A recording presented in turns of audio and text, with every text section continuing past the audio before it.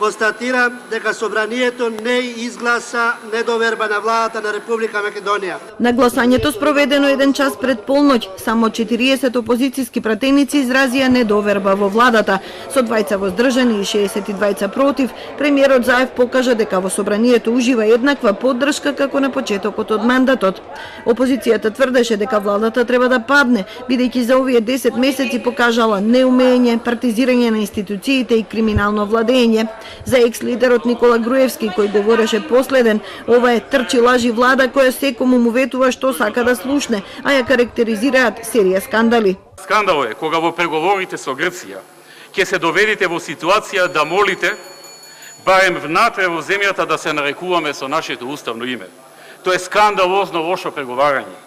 Не е проблем да се разговара за името, за да се најде решение. Тоа сме го правеле сите влади во минатото. Но да се разговара на начин што ќе се доведеме во ситуација да молиме за тоа како ќе се викаме по дома, тоа е едно.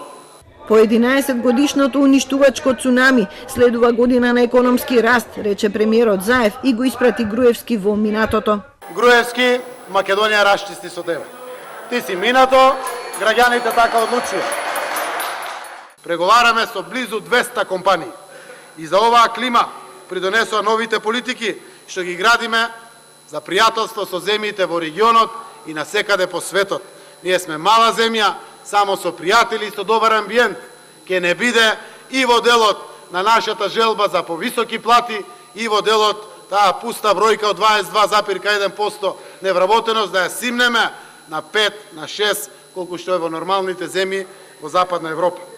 Ова беше прво преиспитување на довербата во оваа влада. Од присутните 104 пратеници, БЕСА, Алијансата и ДПА гласаа воздржано или воопшто не гласаа. Тројца опозиционери се уште се во куќен притвор, а неколкумина се на болничко отсуство.